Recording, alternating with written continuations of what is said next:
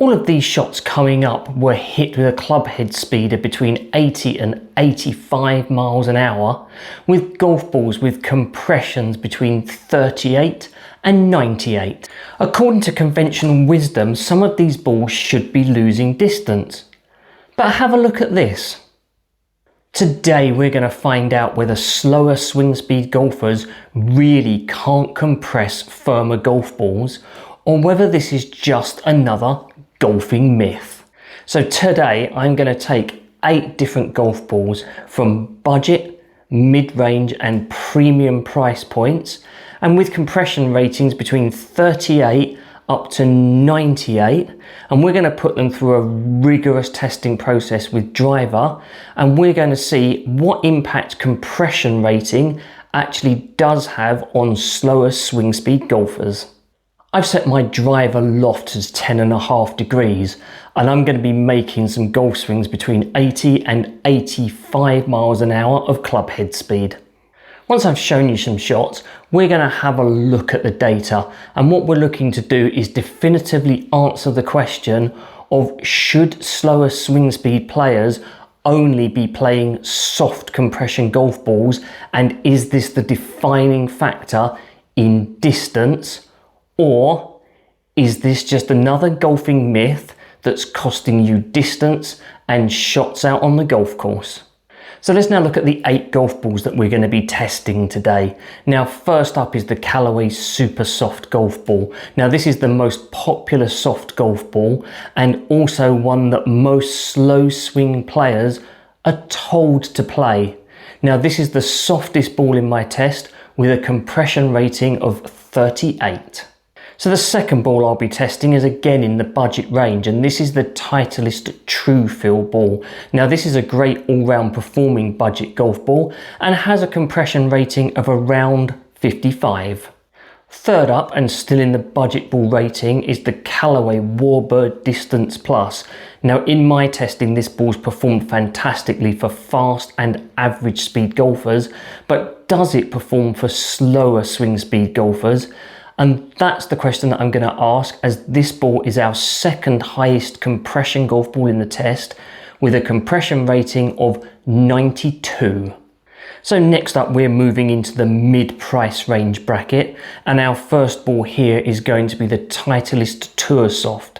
Now, this is a really well-received mid-range price ball, and it has a compression rating of around 80. Our second mid-range ball in this test is the TaylorMade Tour Response Stripe, and that has a compression rating of 70. Right, so let's now move into the premium bracket, and our first golf ball is the #1 ball in golf. That's the Titleist Pro V1, and that has a compression rating of 87. Our next premium price ball is the Callaway Chrome Tour X. Now, this is our firmest ball in testing and has a compression rating of 98, and conventional wisdom tells us this ball just won't work for slower swing speed players. The final ball that we're going to be using in this test, I'm going to refer to for now as the mystery ball, and I'll reveal more about this golf ball after we've been through the data. But ultimately, this is a ball that's been designed by a manufacturer specifically for slower swing speed golfers. Now, it has a compression rating of 78, and I picked this ball because that just doesn't match with this conventional wisdom of soft golf balls for slower swing speeds. Right, so now we know what we're testing, how and why. Let's get outside, we'll hit some shots, and then we'll come back and we'll have a look at the data that I've collected.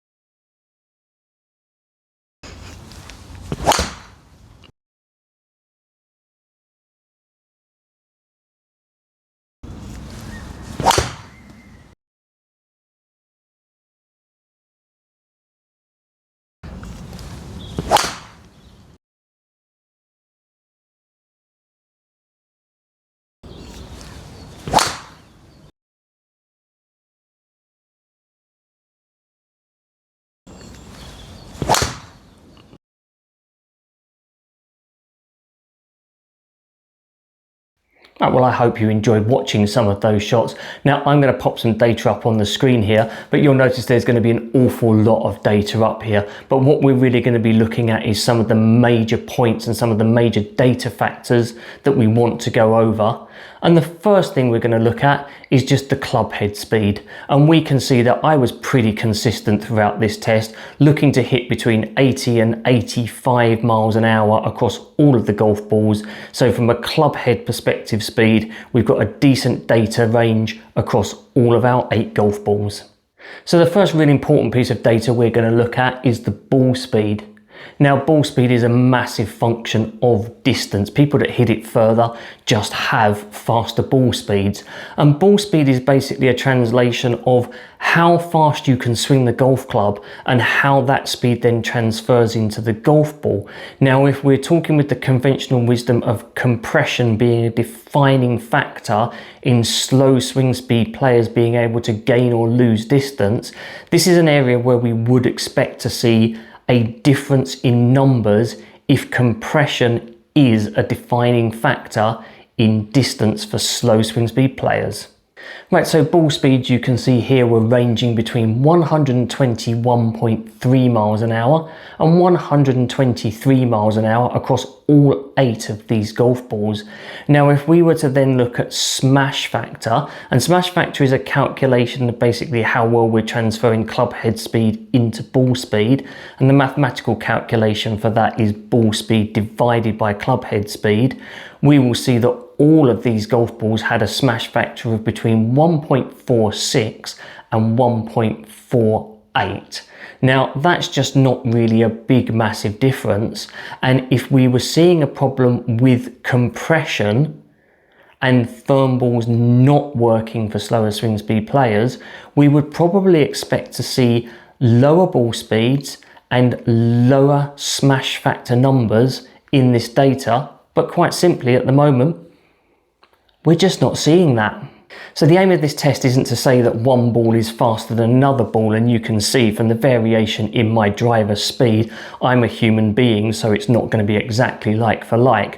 But what we're looking for is we're looking to see if we can work out whether compression is an issue for slower swing speed golfers. Now, with a lot of these golf balls, I found there was quite a bit of crossover in distance. So just because average numbers might be slightly up or down doesn't necessarily mean that balls were traveling further or shorter. So the next thing I wanted to look at was vertical launch. Now, that's really important. Vertical launch basically is the degrees angle that the ball takes off of. So we're looking to get the ball into a good launch window to get a really good flight on that golf shot and maximize distance. Now, again, if compression was a defining factor in slow swing speeds here, we might say that, you know, a firmer golf ball might just not have the ability to launch as high as a softer golf ball, and that would be why you were losing distance.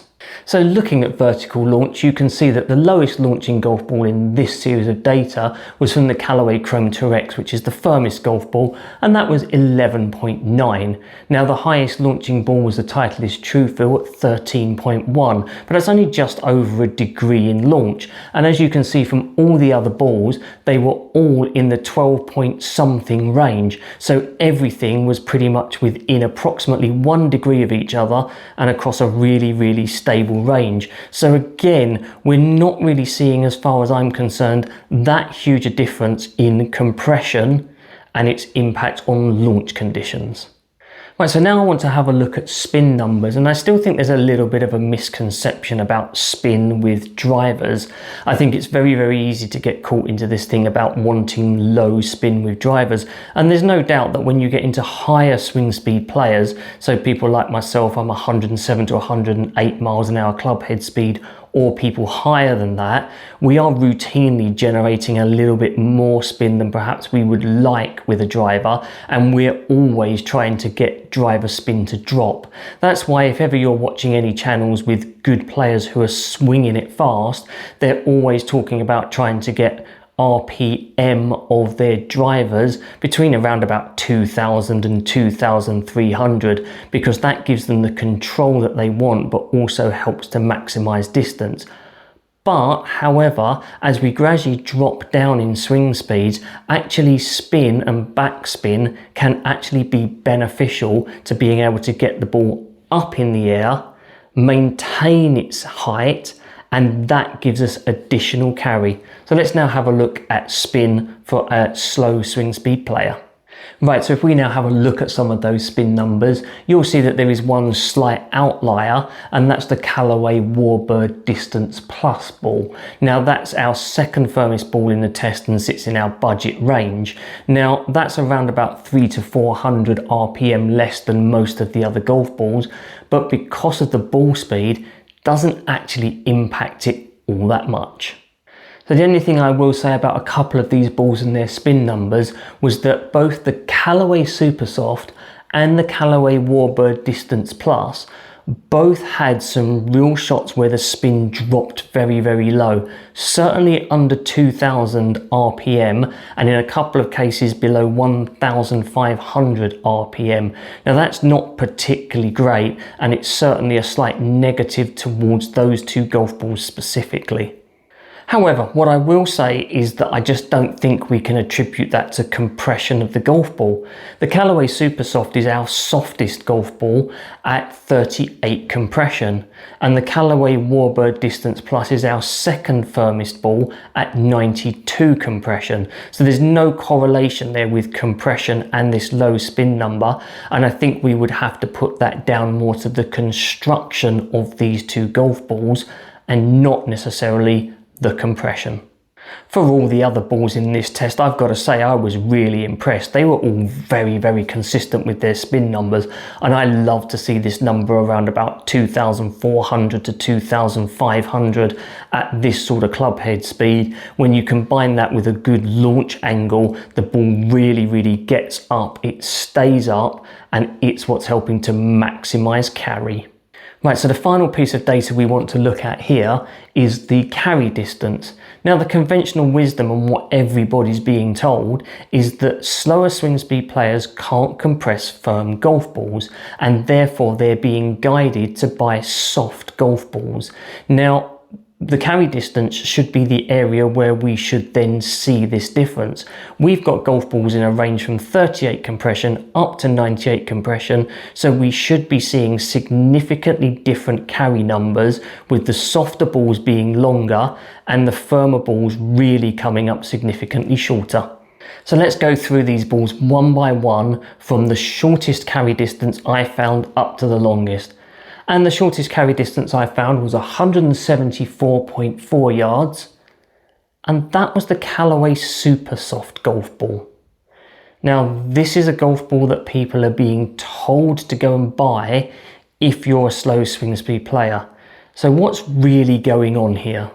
So the second shortest carry distance in our test was 174.7 yards, and that was from the Callaway Warbird Distance Plus.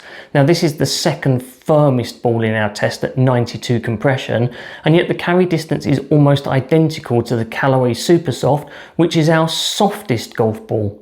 So we're saying that one of our firmest golf balls and one of our softest golf balls are carrying approximately the same distance, yet we're being told that as slower swing speed players, firm golf balls don't go as far as soft golf balls.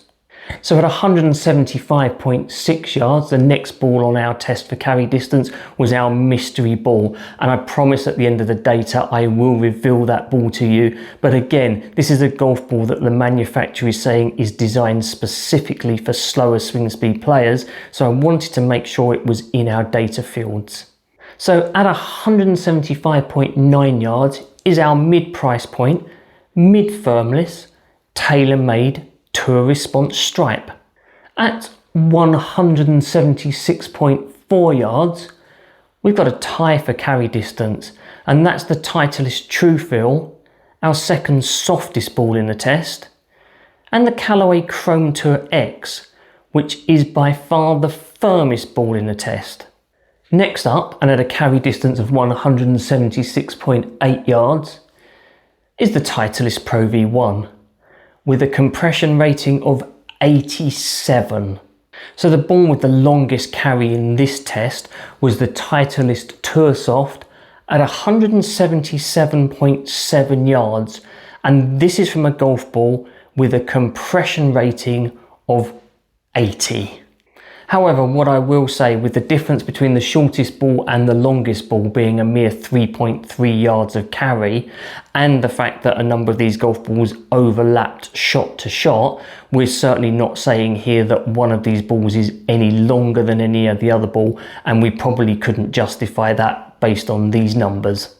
Right, so let's now reveal to you what the mystery ball was. And the mystery ball is the Zexio Rebound Drive. Now this is a 3-piece golf ball from Zexio, which is a company renowned for creating equipment for slower swing speed golfers, and they've designed and manufactured this golf ball specifically for people who have club head speeds under 90 miles an hour. So I wanted to test, was it good value, and did you see any benefit from a ball that was being manufactured specifically for a certain swing speed?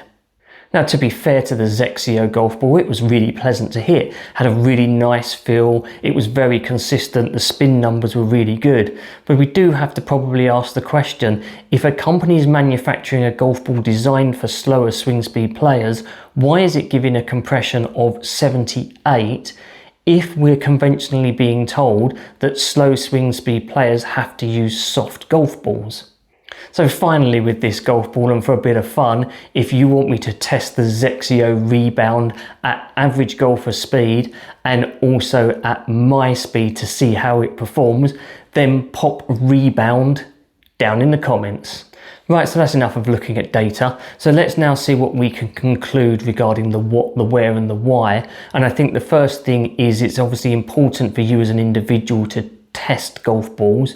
I think it's really important that you look for content where people like me are willing to do testing to try and help you out, and that you're not just taking the word of people who are saying things like, oh, you can't compress a firm golf ball, without providing any proof or any testing against what they're saying. So hopefully we can see from this test that this idea that compression is the defining factor on slower swing speed players being able to create distance just simply isn't true. And as with all things golf, it was never likely to be that simple, really, was it? So where do I think this blanket statement comes from? Well, I think it's a really easy sell. Like, buy this driver and gain 20 yards, make this one swing change and gain 10 yards immediately. And B, I think it extrapolates down from something that we see with faster swing speed players. Now, faster swing speed players such as myself, with a club head speed of 107, 108 and above, we tend to find that softer golf balls just don't carry as far with driver. And you can see that across a lot of my budget ball testing, and I'll put a link to that playlist up here for you.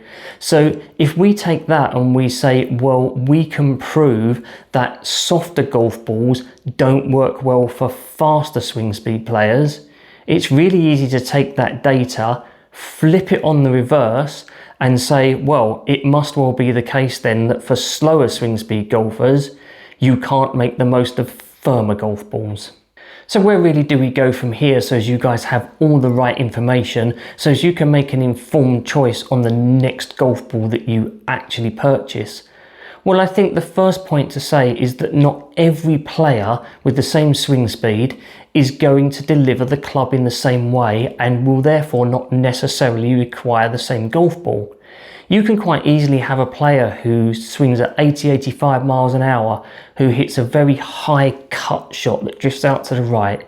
You could also have a player with an identical swing speed who hits it low with a little bit of turning over draw. Now, those two people could require entirely different golf balls depending on the characteristics of their flight.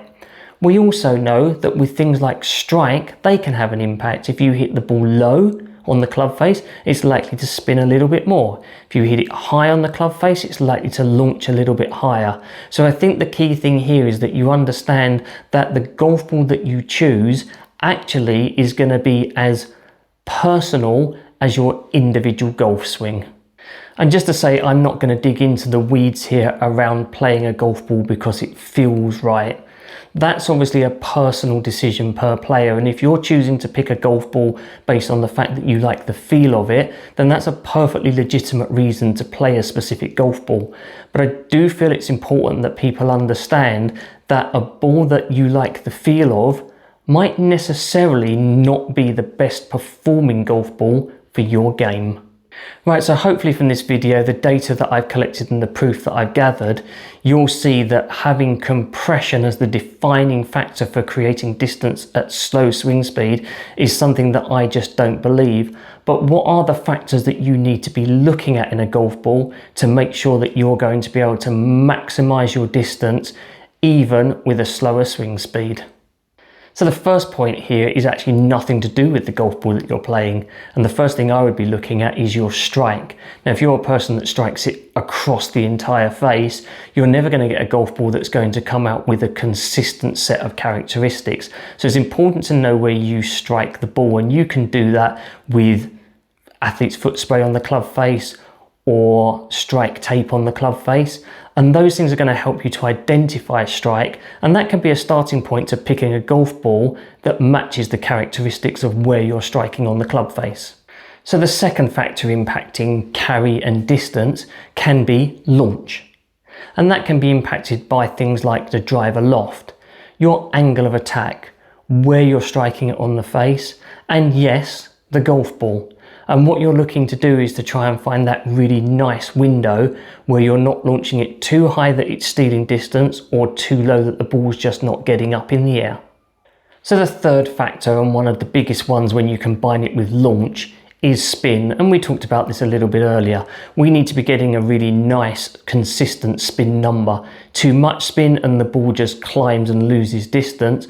But also, again, too much little spin, it just means that the ball just doesn't get up to a good peak height, and therefore you lose distance because the ball's just not getting up in the air. So we really want to make sure that we're getting a nice consistent spin number. And again, I'm quite happy at this kind of speed for around about 2,400 to 2,500 RPM. That actually, combined with a really, really good launch, gives you the chance to maximize your carry distance. And finally, at the end of this list, let's just chuck in compression. Can it have an impact on the distance that you hit the golf ball? It's probably going to be minimal. Will it have an impact on how you feel about hitting the golf ball and whether you feel it's going slow or going fast, or whether you like the feel of it? Yes, it is. I don't believe it has a huge impact, and certainly not the defining factor in distance at slower swing speeds, but it's certainly another factor that you would want to take into account. So there you go. Is compression a golf ball a factor when you're choosing a golf ball? Well, yes. Is it the defining factor for distance at slower swing speeds? Well, in my opinion, no, it's not. And does playing a firm ball rob you of distance as a slow swing speed player? Well, from the data that I've collected, the answer to that is also no. So if you're going to be picking a new golf ball to play, you want to be looking at things other than compression. You want to be looking at launch and spin and stability and matching the golf ball to your swing and strike. Yes, compression will have an impact on how the ball feels for you, but it's certainly not a defining factor that you should be picking your golf ball solely on. Otherwise, it could actually be negatively impacting your golf game.